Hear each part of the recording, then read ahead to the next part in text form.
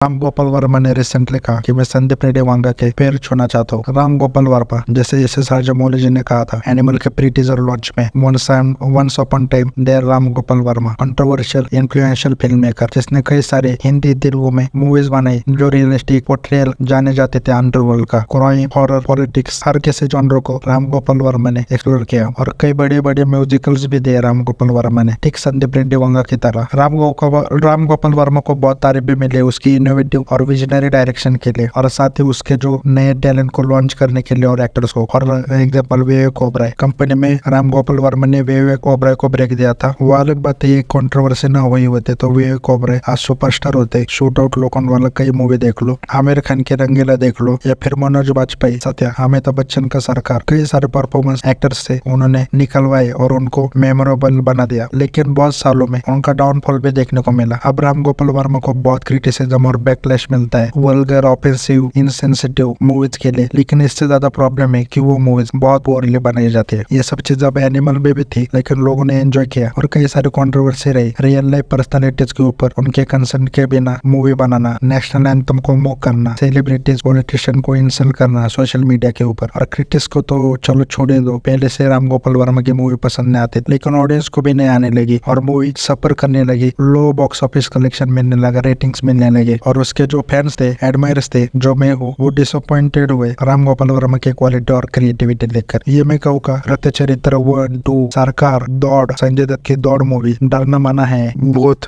Lakshmi, NTR, सत्य 2, D, सरकार राज, ओंक, अज्ञात, ऐसे कई सारे मूवीज का मैं फैन हूँ राम गोपाल वर्मा का। सभी अंडररेटेड मूवीज लिए जो ज्यादा फेमस नहीं है, यानी ज्यादा ऑडियंस ने नहीं देखी तो चेकआउट कर लेना, नहीं देखे तो। लेकिन क्या चीज हुई तो संदीप रेड्डी वांगा की तरह राम गोपाल वर्मा का एक पैशन था और पहला ऐसा डायरेक्टर था जिसने इतना रियलिस्टिक गैंगस्टर का पोर्ट्रेल दिखाया, गैंगस्टर वर्ल्ड दिखाया। जब सब रोम कॉम मूवीज बना रहे थे, कॉमेडी मूवीज बना रहे थे, तब यह बंदा लेकर आया और क्या गाने थे राम गोपाल वर्मा के मूवी के। लेकिन कहते हैं ना, जो ब्रेव डायरेक्टर होते हैं, रिस्क लेने के जिनमें हिम्मत होती है, कुछ डिसीजन गलत भी हो जाते। राम गोपाल के वर्मा की आग मूवी बने जो फ्लॉप हुई और डिजास्टर था भाई, मुझे भी पसंद नहीं है। वीरप्पन मुझे अच्छी लगी लेकिन राम गोपाल वर्मा नहीं कम बैक कर पाया। उससे मूवी बढ़िया थी लेकिन बाद में राम गोपाल वर्मा फोन की तरफ मुड़ गया, उसका कई बैकलैश मिला। लेकिन जो राम गोपाल वर्मा का था एक क्रिएटिव डायरेक्टर, फिल्म मेकिंग के लिए जानने वाला डायरेक्टर, वो सैडली कंट्रोवर्सी, ट्विटर कमेंट्स, इन सब के लिए याद रखने लगा। अब संदीप रेड्डी वांगा का क्या हो सकता है? संदीप रेड्डी वांगा ने एक इंटरव्यू में कहा कि वायलेंस में क्या होता है वो देखा होगा और अभी क्रिटिक्स को भी जानबूझकर संदीप रेड्डी वांगा ने ट्रिगर करने वाली चीजें डाली है। तो यहाँ भी 4-5 मूवीज, 10 मूवीज के लिए हो जाएगा। लेकिन एक वक्त आता है जब इन सबको छोड़ देना होता है और अपने आर्ट पर फोकस करना होता है। अनुराग कश्यप अच्छा खासा डायरेक्टर, पॉलिटिकल आइडियोलॉजी के चलते बर्बाद हो गया। अब अनुराग कश्यप एक न्यूट्रल स्टैंड लेकर मूवी बनाए तो वो चल सकती है, लेकिन वो बनाने को तैयार नहीं है। पहले भी अनुराग कश्यप के मूवीज को सेलिब्रेट किया जाता था, सीकर गेम्स ले लो, लेकिन 1-2 मूवीज होती है वो पर फ्लॉप हो गई और उसने अपना बैलेंस खो दिया। अब कैनेडा से आ जाए, उम्मीद करते हैं कि वापस आ जाए और कैनेडा में दिख रहा है एकदम। लेकिन वही है कि संदीप रेड्डी वांगा अभी कह रहे कि वो कॉमेडी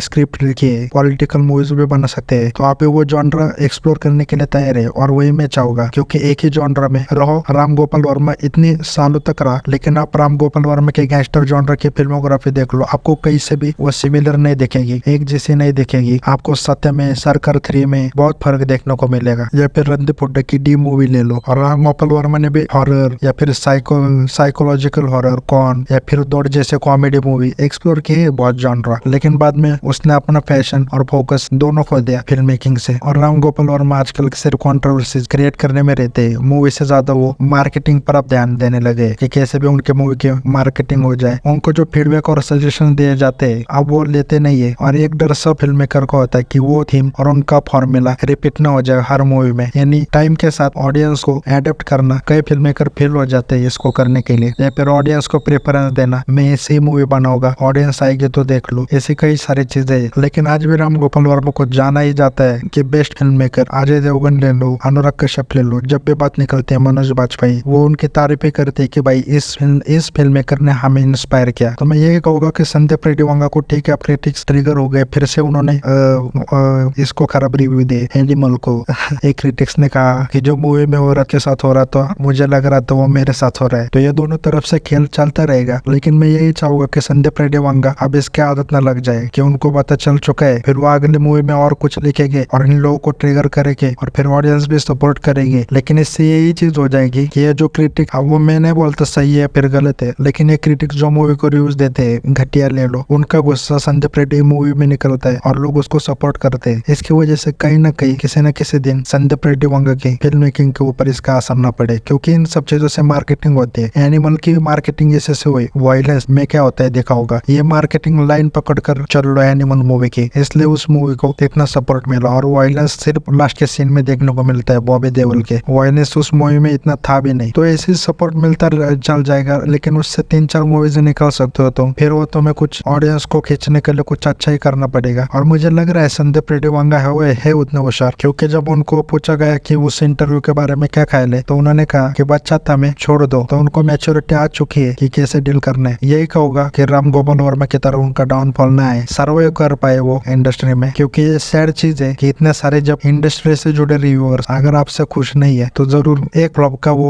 फर्क होता है और वो इंडस्ट्री से आउट करने की कोशिश करते हैं आपको। फॉर एग्जाम्पल तो झुट्टे में मक्कर के डायरेक्टर ले लो, वो उनका टेक था उनके मूवीज में क्या दिखाए, लेकिन उस बंदे को उसकी जैसे मूवीज कभी दिखाने ही नहीं दी। जो उसका फ्रीडम था वो मुझे लगता है कि उसके मूवी में कई दब चुका है। लव रंजन के बात कर रहा हूँ, लेकिन वहीं पर इन फेमिनिस्ट रिव्यूअर्स ने very the weeding thank you for coming movie को इतना सेलिब्रेट किया, मतलब कोई कल भी वैसे मूवी बनाए दे, घटिया मूवी से घटिया मूवी उस थीम पर उसको अच्छे रिव्यूज दे डालते, और वहीं पर लव रंजन की मूवी को देखोगे बहुत बेकार रिव्यूज मिलते हैं। तो इससे कहीं ना कहीं जो एक फिल्म मेकर का फ्रीडम होता है मूवी बनाने को लेकर, वो कहीं ना कहीं दब जाता है। अब इसमें मैं संदीप रेड्डी वांगा की तारीफ भी करूंगा कि उन्होंने इस हिपोक्रेसी को कॉल आउट किया। उन्होंने मुंह पर कह दिया कि तेरा पति संजू मूवी बनाता है, उसमें जब उसका हीरो बोलता है 350 लड़कियों के साथ मैं सोता हूँ, तो तुम लोग 3.5 स्टार देते हो 5 में से, और मेरी मूवी को 1 स्टार। और जो लोग कह रहे कि हाँ भाई बाकी के फिल्मों में मिसोजिनिस्ट पैट्रियार्कल कैरेक्टर दिखा है लेकिन उनको जस्टिफाई नहीं किया, अरे संजू मूवी में संजय दत्त को जस्टिफाई तो किया है। वो 350 लड़कियों का भी ले लो और उसने जो टेररिस्ट लोगों की मदद की थी उसका भी ले लो, उसके लिए उसको जस्टिफाई तो किया है, व्हाइट वॉश तो किया है उसको।